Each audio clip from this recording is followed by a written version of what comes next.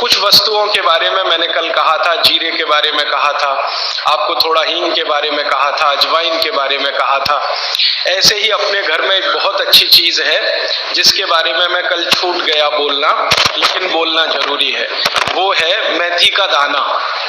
भागवत जी कहते हैं कि अपने रसोई में आंवला, हरड़े, बहेड़ा, इन तीनों के बाद कोई अच्छी चीज है तो अजवाइन, फिर उसके बाद बोला तो जीरा, फिर उसके बाद बोला तो हींग, और उसके बाद फिर वो बोलते हैं सबसे अच्छी चीज है मेथी का दाना।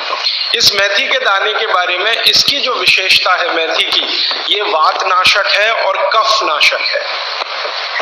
वात और कफ, दो बीमारियों को जड़ से खत्म करने की शक्ति इस मेथी में है। मेथी पित्त को बढ़ाती है, वात को कम करेगी, कफ को कम करेगी, पित्त को बढ़ाएगी।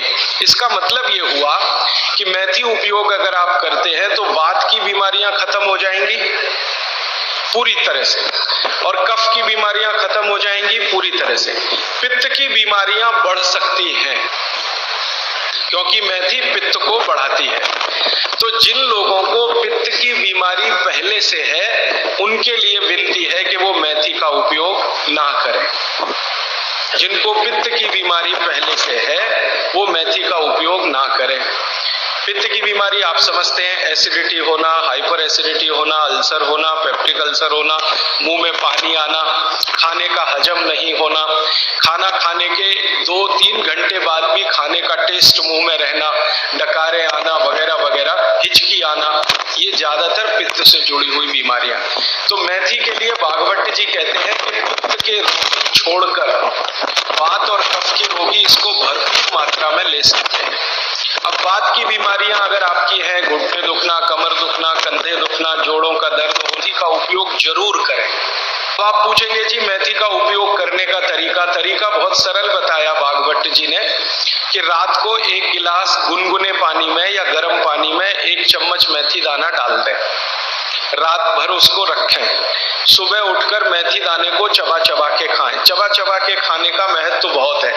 कई लोग मेथी की फंकी लेते हैं, पिसा हुआ मेथी होता है ना, उसकी फंकी लेते हैं, लेकिन फंकी का महत्व इतना नहीं है जितना चबाकर खाए हुए मेथी का है। क्यों?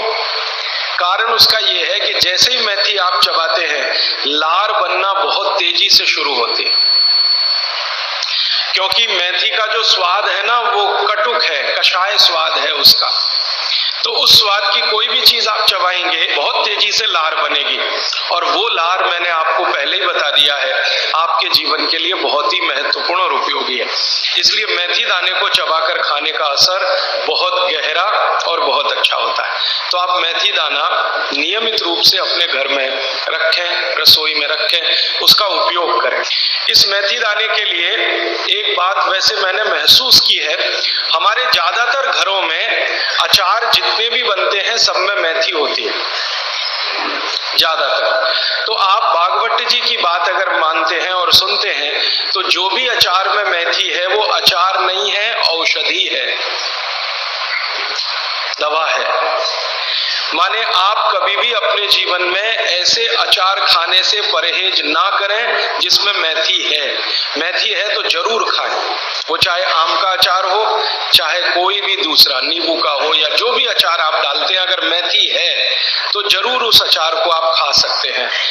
कुछ अचारों में मेथी के अलावा ये भी होती है, अजवाइन होती है।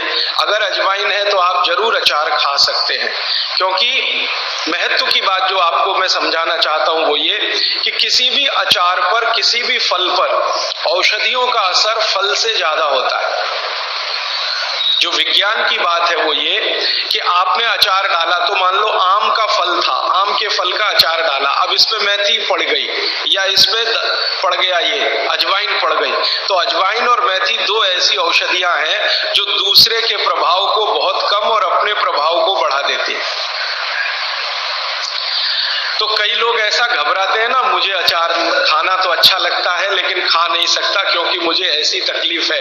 मैं आपको ये कहना चाहता हूं कि अगर मेथी पड़ी हुई है किसी भी अचार में और आप वात के रोगी हैं या आपको कफ की तकलीफ है तो बेझिझक वो अचार खाइए, तो अचार के साथ मेथी जाएगी।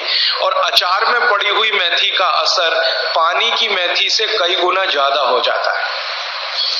मैंने जो मेथी आपको बताई वो पानी में रात को डाल के सुबह खाना, इसका जितना असर है, लेकिन अचार में डाली हुई मेथी का असर इससे कई गुना ज्यादा है, क्योंकि अचार में ये मेथी 5-6 महीने साल भर पड़ी रहती है।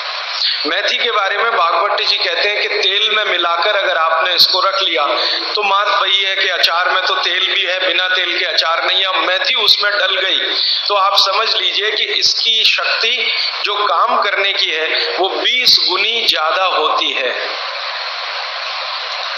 कम से कम 20 गुनी ज्यादा होती है।